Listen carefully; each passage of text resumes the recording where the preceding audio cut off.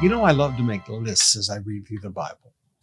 One of my favorite lists, believe it or not, in the book of Isaiah, is all the places that begin with the phrase, "What sorrow." One of my favorite ones is over in the chapter 40s, I think it's 45 or 44, where it says, "What sorrow awaits for those who argue with their Creator." What sorrow awaits those who argue with their Creator. But in our text today, chapter 31, verse 1, what sorrow awaits those who look to Egypt for help, trusting in their horses, chariots, and charioteers, and depending on the strength of human armies, instead of looking to the Lord, the Holy One of Israel. Now, brothers and sisters, you know me. I'm not anti-doctor. I'm not anti-medicine. I just, please, Luke is called the beloved physician who traveled around with the Apostle Paul. But I watched an interesting thing over a lifetime being your pastor. When we were poor and had nothing, we didn't depend on banks. We didn't depend on the hospitals. We didn't depend on the doctors. We didn't have any money to do any of that. We depended on God. Now, I'm not saying going to the hospital is wrong, and I'm not saying going to the bank and borrowing money to buy your car is wrong. Please don't stretch what I'm trying to say.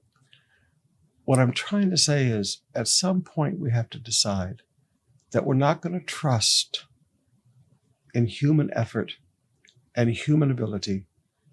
We're not going to trust in our contacts. We're not going to trust in our friendships.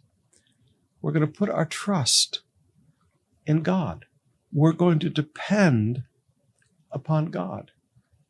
Now, beloved, when we're poor, forgive me, we have to depend on God. But as God has been good to you and as God has prospered you, it's very easy to lighten up in your prayer time. It's very easy to work on a problem with your friends rather than go sit down with God and you and God have a conversation about a problem because you depend on Him. In life, we must learn to completely depend upon God. Isaiah chapter 33, verses 5 to 6 says, "Though the Lord is very great and lives in heaven, He will make Jerusalem His home of justice and righteousness. In that day, He will be your sure foundation." He will be your sure foundation, providing a rich store of salvation, wisdom, and knowledge. The fear of the Lord will be your treasure. Learn to put all of your trust in Him. Now, there's something else that came out in our text that, to be honest, I'm not sure I ever saw before. Look back to chapter 32, verses 16 through 20. "Justice will rule in the wilderness and righteousness in the fertile field. And His righteousness will bring peace. Yes, it will bring quietness and confidence forever. My people will live in safety. Quietly at home, they will be at rest. Even if the forest should be destroyed and the city torn down, the Lord will greatly bless His people." Now notice that. Even in the times of total chaos around us, we can depend on Him because the Lord will bless His people. Now again, look at that.